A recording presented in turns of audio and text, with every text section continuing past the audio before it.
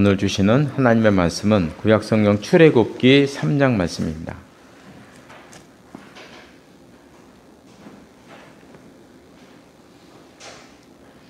출애굽기 3장 구약성경 84쪽에 있는데요. 출애굽기 3장 13절에서 15절 말씀, 13절에서 15절 말씀 한 절씩 교독하시겠습니다. 제가 3장 13절을 읽겠습니다. 모세가 하나님께 아뢰되 내가 이스라엘 자손에게 가서 이르기를 너희의 조상의 하나님이 나를 너희에게 보내셨다 하면 그들이 내게 묻기를 그의 이름이 무엇이냐 하리니 내가 무엇이라고 그들에게 말하리이까. 하나님이 모세에게 이르시되 나는 스스로 있는 자연이라. 또 이르시되 너는 이스라엘 자손에게 이같이 이르기를 스스로 있는 자가 나를 너희에게 보내셨다. 함께 보겠습니다. 하나님이 또 모세에게 이르시되 너는 이스라엘 자손에게 이같이 이르기를 너희 조상의 하나님 여호와 곧 아브라함의 하나님, 이삭의 하나님, 야곱의 하나님께서 나를 너희에게 보내셨다 하라. 이는 나의 영원한 이름이요 대대로 기억할 나의 칭언이라. 아멘. 이 말씀 위에 하나님의 은혜가 함께 하시기를 바랍니다. 네, 오늘은 기독교 교리 실론 부분을 이제 공부하는 차례인데요. 주보 교환의 제일 위에 한 줄로 지난주 성경 공부 말씀을 요약했습니다. 모든 성경은 십자가와 부활 사상으로 재조명해야 한다. 그래야 본래의 의미를 알 수 있다는 내용입니다. 우리가 성경을 해석하는 여러 가지 방법이 있고 성경에 대해서 여러 가지로 말할 수 있지만 성경 해석의 제일 원칙, 가장 중요한 제일 원칙은 모든 성경은 예수님의 사상과 정신으로 재해석해야 한다. 글자만 보면 안 된다 하는 그 내용입니다. 왜냐하면 구약의 모든 말씀은 예수님에게서 완성되었기 때문에 반드시 재해석해서 봐야 한다는 그 말씀을 보았습니다. 오늘은 이제 실론은 이제 하나님에 대한 이야기입니다. 먼저 오늘 우리가 읽었던 출애굽기 3장 이 말씀에서 아주 재미있고 중요한 말씀이 나와요. 모세가 애굽으로 떠나기 전에 하나님께 이런 이야기를 합니다.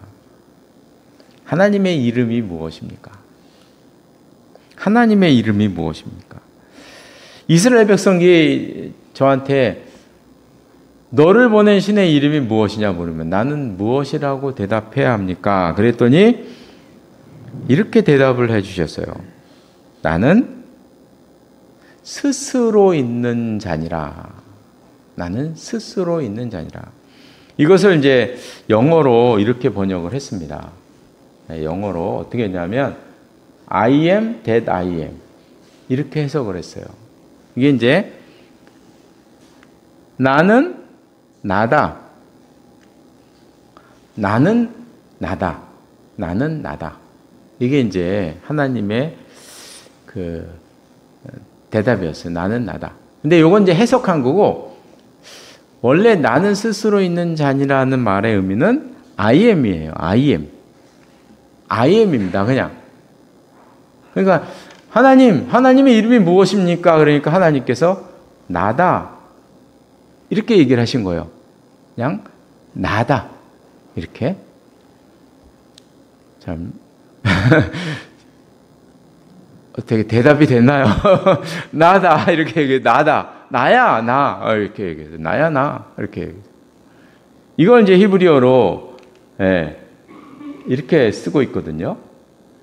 그래서 이제 야훼라고 해요. 야훼. 원래 히브리어는 모음이 없어요. 다 자음이라고 전에 말씀드렸는데 자음만 보고 읽을 수가 없어요. 그냥 그들이 읽는 대로 하면 야훼. 영어로 여호와. 영어로 여호와. 근데 여호와는 발음이 원래가 발음이 아니고 야훼죠. 야훼. 야훼.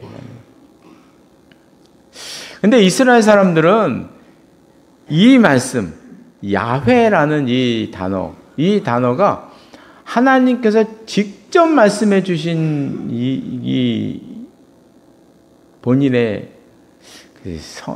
하나님의 이름이라고 얘기를 해야 되냐? 나야 이렇게 이름이라고 말씀하는지 모르겠는데 하여간 하나님께서 말씀해 주신 요 말을 너무 귀중하게 생각합니다. 그래서 이거를 가리켜서 신명 사문자라고 얘기해요. 보면 신명 하나님의 이름, 사문자 하나님의 이름이 네 글자예요. 하나, 둘, 셋, 넷.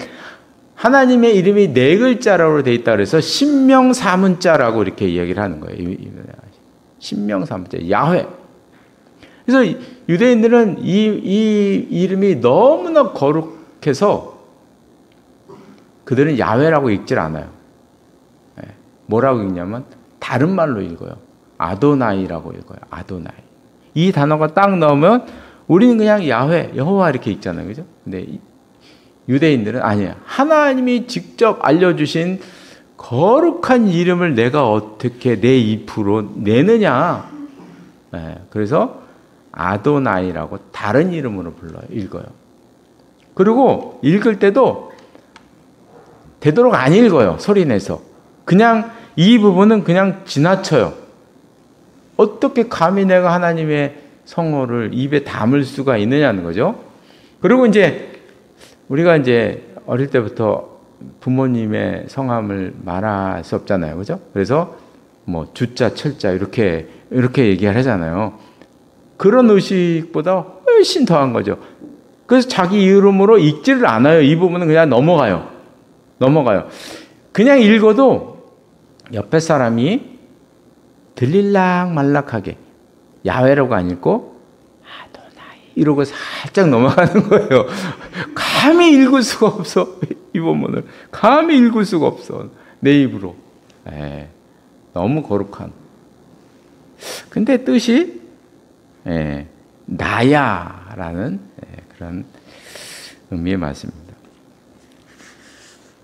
첫 번째 1번에 보면 신존재 증명이라고 되어 있는데 사실 우리 하나님의 존재를 증명할 수는 없죠. 증명할 수가 없어요. 왜냐하면 우리와 다른 차원에 계시는 분인데 어떻게 증명할 수 있겠어요? 만약에 우리가 하나님을 증명할 수 있으면 그건 하나님이 아니죠. 다른 차원을 우리가 증명하면 안 되는 거예요. 증명이 안 돼야 정상인 거죠. 증명할 수가 없어요. 그래서 믿음으로만 알 수 있는데 그럼에도 불구하고 우리 학자들이 신존재 증명을 이제 믿지 않는 사람들을 위해서 어떻게 할 수 있느냐?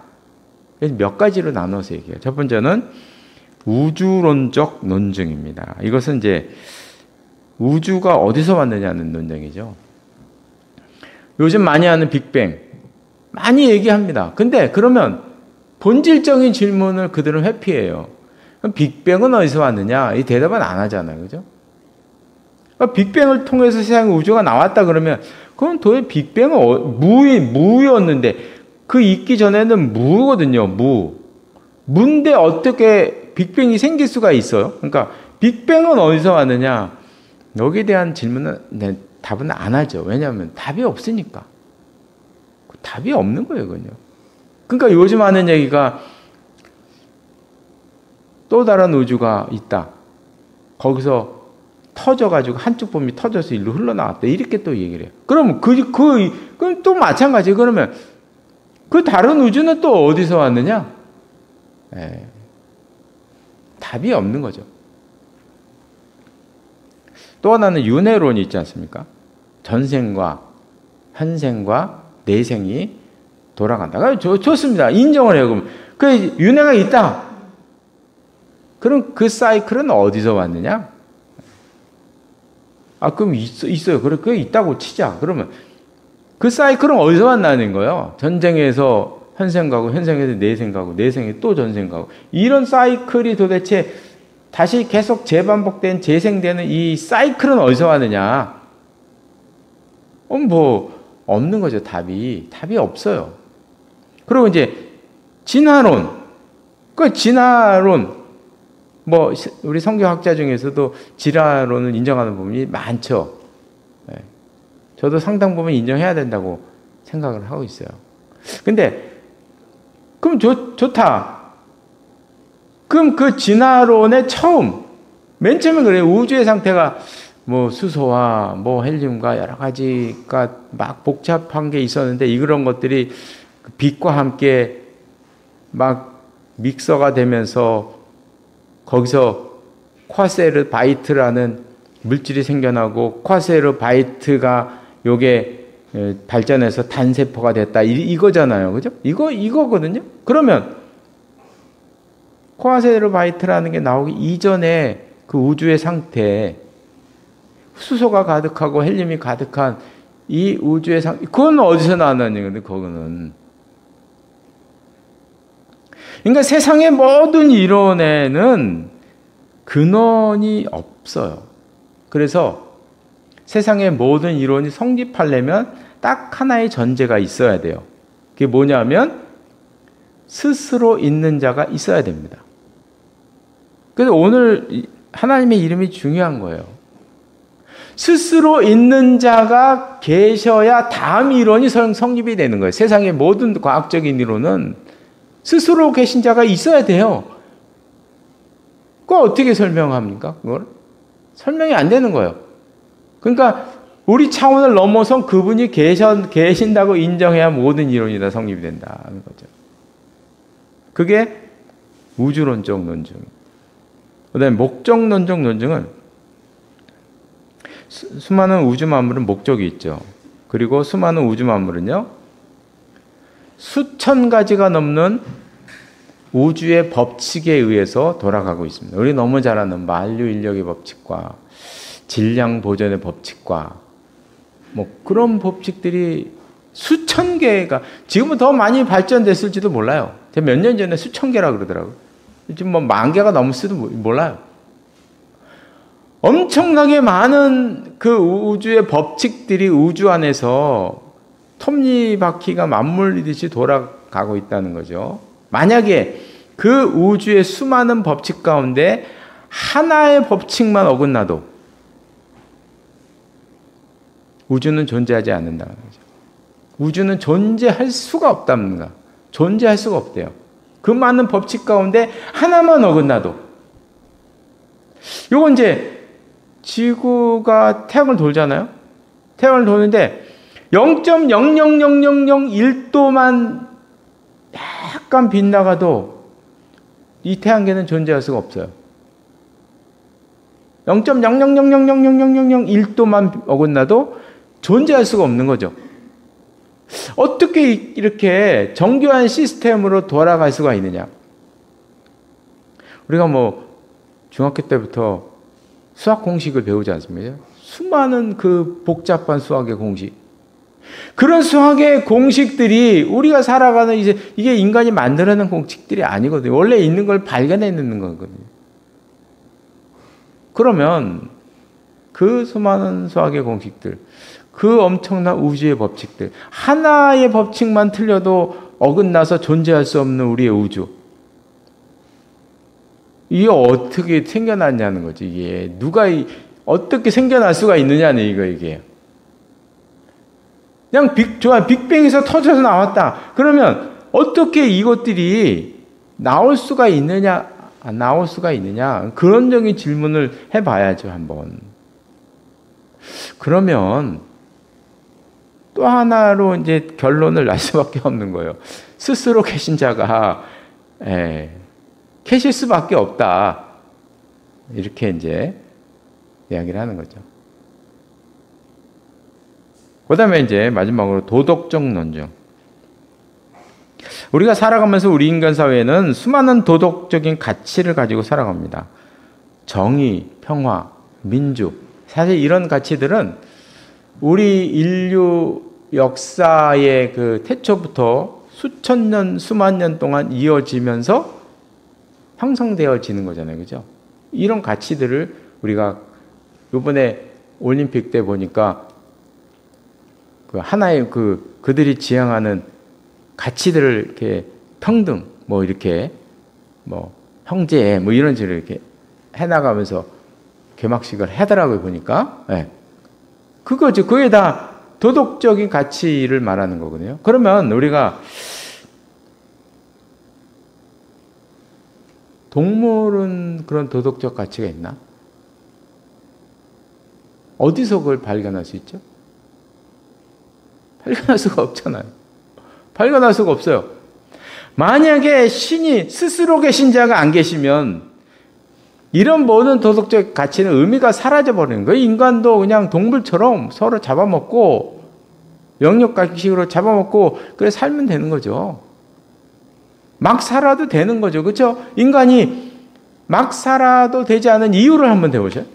동물처럼 막 잡아먹고 서로 인육을 먹어가면서 살아가지 않아야 될 이유가 무엇인가요?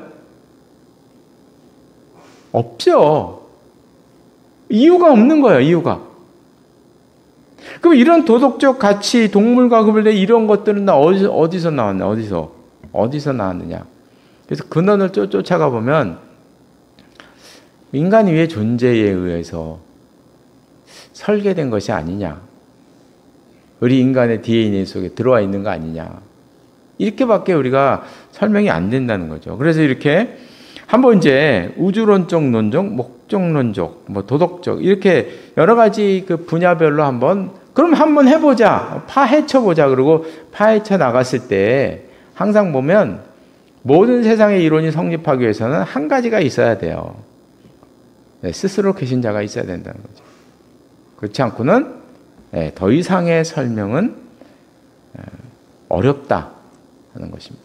그게 이제 신존재 증명입니다. 그 다음에 이제 우리 하나님은 어떤 하나님이냐? 우리가 사도행전에서 매주 나는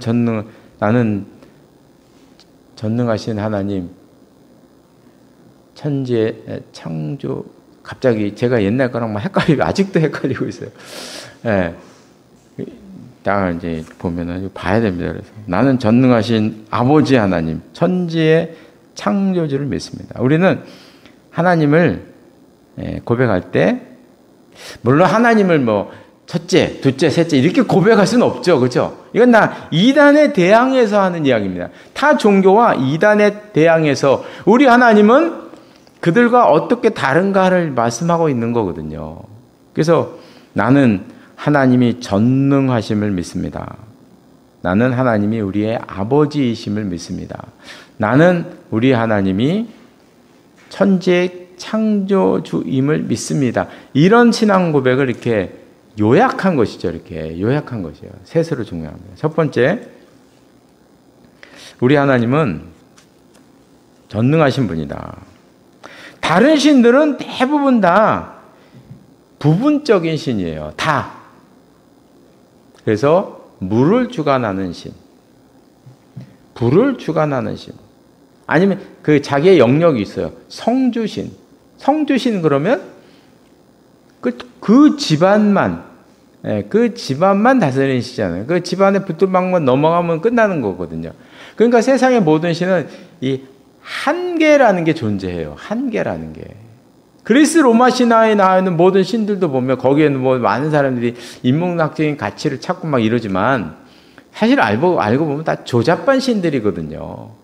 사랑을 주관하는 신, 바다를 주관하는 신, 무슨 신, 다 이러는 거잖아요. 그죠? 다 한계 영역.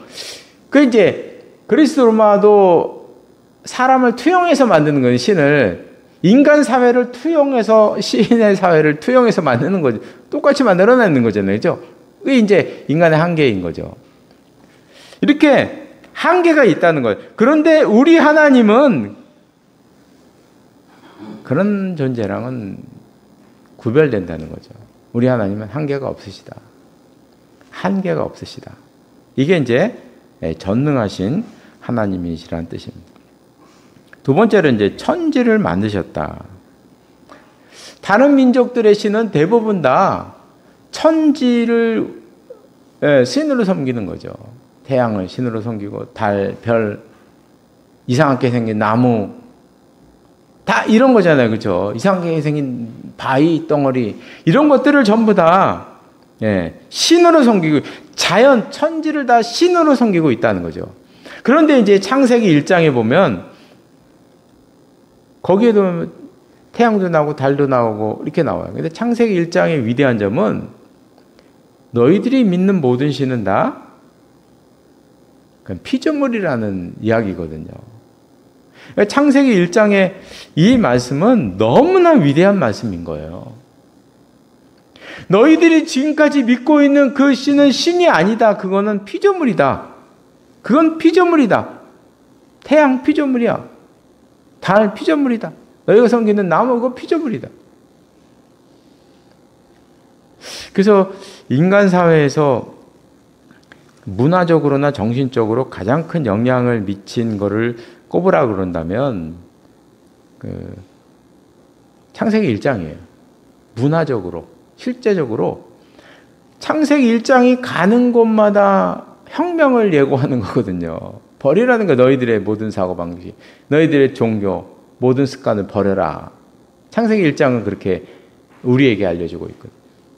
그러니까 창세기 1장의 선포는 놀라운 선포다 하는 것을 우리가 볼 수가 있어요. 우리 하나님은 그런 분이다 하는 것을 나타내는 거예요. 세 번째로는 아버지이신 분이다. 다른 종교의 신들과 성경에서 말씀하고 있는 하나님과의 차이를 볼 때 가장 큰 차이는 무엇이냐? 가장 큰 영향을 준 것은 천지를 만드신 분이었어요. 이거는 복음이 전파되는 것마다 혁명을 일으킨 말씀이었어요. 실제적인 혁명을 일으킨 말씀이에요. 그러면 가장 큰 차이를 나타내는 게 뭐냐? 그건 아버지이신 분이죠. 세상에 있는 모든 종교의 신들은 지배자요, 폭군이었습니다. 지배자의 폭군이었어요. 그래서 세상의 모든 그 지배자들, 왕들은 다 폭군들이었어요. 다 폭군들이죠. 알고 보면. 무자비한 자들이죠. 그래서 제가 기록해 보니까 콜로세움이 로마가 지은 다음에 콜로세움 안에서 죽은 사람들이 50만 명이 넘고 동물은 100만 마리가 넘게 죽었다 그러잖아요. 그 안에서 자기들의 재미를 위해서. 그 인간의 폭군의 이 모습이 그런 거거든요. 그래서 인간은 얼마나 잔인한지 뭐 말을 할 수가 없어요. 그러니까 전에 뭐 얘기 들어보니까 몽골이 징기스칸이 세계를 점령을 할 때 하룻밤에 죽인 사람이 30만 명씩 죽였다 그래요. 그러니까 징기스칸이 무서웠던 거는 얘기를 들어보니까 다른 지배자들은요, 그 농사를 짓잖아요, 그죠? 그 농사를 지려면 사람이 필요해요. 노예가 필요해요. 그 노예를 끌어갔다는 거야. 다 안 죽이고 최소한으로 죽이고 노예를 끌어가서 자기들이 부려먹으려고 그렇게 한 거예요. 모든 세상의 지배자들은 지금까지. 그런데 징기스칸은 유목민이었어요. 농사를 안 지어요. 그 사람은 사람이 필요가 없어요. 사람이 필요 없는 사람이에요. 그러니까 역사적으로 아마 가장 많이 사람을 죽인 사람은 그 몽골족이었을 거라고 생각해요. 사람이 필요 없으니까 그냥 그들은 술 마시면서 밤새도록 목을 쳤대요. 그 사람들이 밤새도록 목을 쳤대요. 종이 필요 없으니까. 그게 얼마나 잔인합니까? 그게 인간이거든요. 그런데 성경에서 말씀하시는 우리 하나님은 어떤 분이시냐? 아버지이시라는 거죠. 아버지다. 그럼 이 아버지는 어떤 아버지냐? 누가복음 15장에 나와 있는 탕자의 비유, 예수님께서 말씀하신 그 둘째 아들이 자기의 몫을 챙겨가지고 나가서 다 탕진하고 왔을 때 아버지가 어떻게 했느냐? 우리 하나님의 그 사랑의 모습을 가장 잘 설명한 것이 탕자의 비유거든요. 그 둘째 아들이 모든 것을 다 탕진하고 그렇게 이제 돌아왔을 때 나를 종으로 써주세요. 아버지라고도 못 부르겠습니다. 이렇게 하고 왔을 때 아버지는 그를 부둥켜 안고 한마디의 책망을 하지 않죠. 그죠? 부둥켜 안고 울면서 새 옷을 입혀주고 가락지를 끼워주고 너는 내 아들이다 받아주잖아요. 그죠? 용서해주는 그 아버지의 모습, 이 아버지 예수님께서 말씀하신 그 아버지의 모습이 성경에 나와 있는 우리 하나님의 모습을 가장 잘 묘사한 말씀으로 보고 있습니다. 우리 하나님은 그런 분이시다는 것을 우리에게 알려주고 계십니다. 그 다음에 이제 신의 속성이 또 있어요. 신의 속성. 그래서 참 교리가 재미가 없습니다. 그죠? 그런데 이런 게 재미가 없어도 이런 거 알아야 돼요. 아는 게 중요합니다. 아는 게 중요해요. 하나님의 속성은 뭐 보통 사람들은 다 그렇게 뭐 사랑, 뭐 사랑의 성품, 뭐 그런 종류가 아니고 초월성과 내재성을 가지셨다고 말을 합니다. 그 어느 신학자가 이렇게 얘기했어요. 하나님은 하늘에 계시고 인간은 땅에 있다. 이거는 하나님의 질적인 차이를 말씀하고 있는 거예요. 하나님의 초월성을 말씀하고 있는 거예요. 하나님은 인간과 구별된 초월된 분이시다는 거예요. 그래서 아까 우리가 출애굽기 3장에서 그 모세가 하나님의 이름이 무엇입니까? 했을 때 사실 안 알려주셨죠. 나야. 나야 하잖아, 나야. 사실 알려주신 게 아니에요. 하나님께서 또 하나 허락하지 않으신 게 있는데 이름도 사실 허락하지 않으신 거고 또 하나는 형상 만드는 거 허락지 않으셨어요. 그래서 유대인과 보통 다른 사람들과의 구별점을 보면은 간단합니다. 형상을 만드는 건 유대인이 아닙니다. 뭘 형상 만드는 건 아니에요. 뭘 요즘은 이제 뭐 모르겠어요. 예술적인 감각을 통해서 뭐 하나님을 이렇게 막 또 어떻게 또 이렇게 할 수는 있을지는 모르겠어요. 그러나 성경에서는 하나님께서 당신의 형상 만드는 걸 허락지 않으셨어요. 그리고 결과적으로 이름도 허락지 않으셨죠. 왜냐하면 이름과 형상이라는 것은 어떤 이렇게 한정적인 의미를 줄 수가 있거든요. 그렇잖아요. 그죠? 이름과 형상이라는 건 어떤 한정을 이렇게 줄 수가 있는 거예요. 잘못하면. 어디에 이렇게 국한시킬 수가 있는 거예요. 그러니까 하나님은 그 허락을 하지 않으신 거예요. 왜냐하면 하나님은 초월해 계시기 때문에 초월성이 있어요. 이게 초월성을 의미하고 있는 것입니다. 또 하나가 있는데 내재성이 있어요. 이거를 알려면 시편 113편 한번 같이 좀 찾아보겠습니다. 시편 113편에 아주 잘 나타나고 있어요.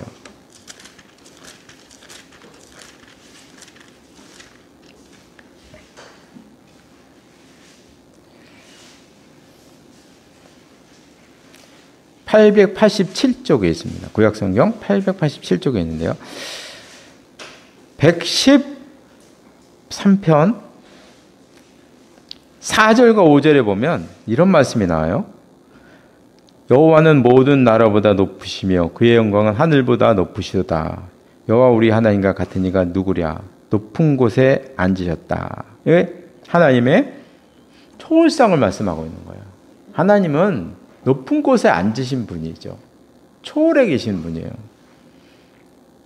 그러나 앉으셨으나 6절에 보면 스스로 낮추셔서 천지를 살피시고 가난한 자에게 오시고 궁핍한 자에게 오시고 지도자들 그들을 깨우시고 여인들에게 함께 하신다. 내재성을 말하는 거예요. 하나님은 초월하신 하나님이지만 하늘에만 계시는 분이 아니라 그분은 우리의 삶 속에 내려오셔서 우리와 함께 하신다는 거예요. 우리를 함께 하신다는 거죠. 그래서 아까 출애굽기 3장에도 보면 하나님께서 이름을 얘기하셨잖아요. 스스로 있는 자 아니라 나야 얘기하셨어요. 그리고 또 하나 얘기하셨는데 15절에 보면 하나님이 또 이렇게 이야기하세요. 너희 조상의 하나님 여호와 곧 아브라함의 하나님, 이삭의 하나님, 야곱의 하나님이다. 나는 누구냐? 아브라함의 하나님, 이삭의 하나님, 야곱의 하나님이라는 거예요. 이게 무슨 얘기입니까? 조상들에게 함께 하셨던 하나님을 얘기하시잖아요. 하나님께서 둘을 얘기하셨어요. 하나는 초월적인 하나님, 그냥 나라고 대표되는. 또 하나는 그러나 하나님께서는 초월해만 계시지 않고 아브라함과 야곱과 이삭의 삶 속에서 함께 동행하셨던 그분. 이렇게 얘기하신다는 거예요. 이게 왜 중요하냐면 만약에 초월성만 강조한다면 어떻게 되냐면요. 하나님은 하늘에 계셔서 인간의 삶에 간섭하지 않는 신이 되는 거예요. 간섭하지 않아요. 그리고 하늘에 계셔서 내려다만 보시는 거예요. 그러면 신이 하늘에만 계셔서 내려다보면 인간 사회에서 뭘 할까요? 네, 심판만 하신 하나님이 되는 거죠. 이게 알라입니다. 알라. 알라는 내재성이 없어요. 초월성만 있어요. 그래서 알라는 어떻게 얘기하냐면 이 인간 사회 세상이 너무나 더러워서 알라가 내려올 수가 없어요. 너무나 더러워서 내려올 수가 없어요. 하늘에만 있는 거예요. 하늘에 있으면 뭐하냐? 한 손에 칼이 들었잖아요.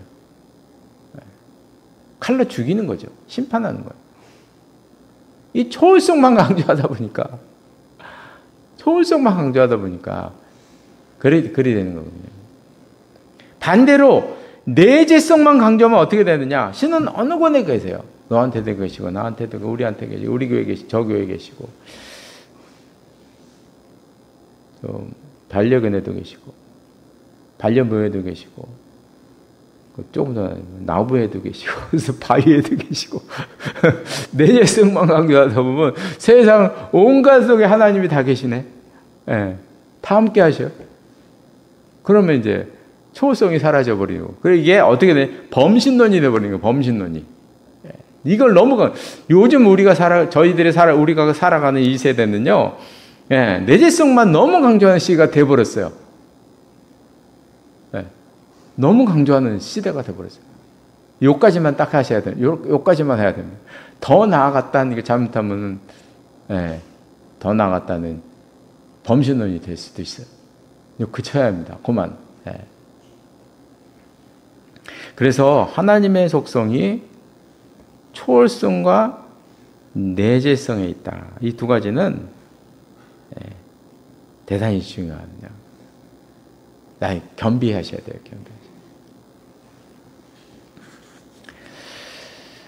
그래서 오늘 4, 5, 6도 다 하려고 그랬는데 시간이 너무나 사실 두 주로 나눠야 되는데 너무 지루할 것 같아서 제가 모았거든요. 근데 하다 보니까 역시 앞에 부분이 길긴 하네요. 이 앞에 부분도 제가 많이 생략한 거예요. 막 3일차나 골치 아파, 골치 아픈 이런 얘기들 많이 해야 돼. 근데 그런 것들은 전 제 생각에는 우리 머리를 넘어선 거라 얘기 안 하는 게 좋을 것 같아서 신의 속성으로 제가 모아서 말씀드린 거거든요. 그래서 오늘은 요까지만 이제 얘기를 하겠습니다. 그래서 신 존재 증명, 인간이 이렇게 머리로 이렇게 하나님께 접근했을 때 그래도 우리가 논증할 수 있는 세 종류. 또 하나도 있어요. 역사적 논증 이런 것도 있어요. 역사가 어디로 흘러가는 걸 봐라. 이런 보면 이제 얘기하는데 특별히 이제 우주론적 논증과 목적론적 논증이 대단히 중요하죠. 대단히 중요합니다. 그 다음에 이제 사도신경에서 고백하는 우리의 그 세 가지의 하나님의 모습이 정말 전 세계에 존재하는 모든 종교, 지금까지 존재했던 모든 종교들의 그 신과 질적인 구분이 나는 세 가지 요소입니다. 이걸 이제 기억하시고, 그리고 우리 하나님께서는 초월에만 계시는 게 아니라 우리 삶 속에 함께 하시는 거고, 또 우리 삶 속에 함께 하신다고 그럼 하나님은 초월해 계시지 않느냐? 그런 것도 아니다는 거예요. 이 초월성과 내재성을 잘 균형 있게 우리가 생각을 해서 하나님은 하늘에 계시고 인간은 땅에 있다는 이 초월성과 우리와 늘 항상 함께 하신다는 내재성을 늘 이렇게 잘 겸비하셔서 우리가 하나님을 섬기는 우리 모두가 되시기를 바랍니다. 기도하시겠습니다. 하나님 아버지, 우리가 오늘 저희들의 작은 생각으로 위대하신 우리 하나님은 어떤 분이신가를 감히 생각해보고 더듬어 보았습니다. 하나님 아버지, 우리가 우주를 보아도 세상 삶의 모든 이 법칙과 삶의 가치를 보아도 하나님이 계셔야 그 모든 가치의 논쟁이 종식이 되고 그 원인을 찾을 수 있다는 놀라운 사실을 저희들이 보았습니다. 기도 없는 저희들이 은혜를 베풀어 주셔서 우리가 삶 속에서 많은 의심이 생기고 많은 생각을 할지라도 하나님께서 은혜를 베풀어 주셔서 그 가운데 우리가 믿음을 갖게 하시고 결국에는 우리의 모든 인간의 생각 끝에는 오늘 성경에서 하나님께서 말씀하신 스스로 있는 자, 나는 나라고 말씀하시는 그분이 계셔야 모든 것이 완성된다는 사실을 우리가 기억하게 하시고 그 하나님을 바라보고 살아가는 저희들의 삶이 될 수 있도록 인도하여 주시옵소서. 예수님의 이름으로 기도드리옵나이다. 아멘.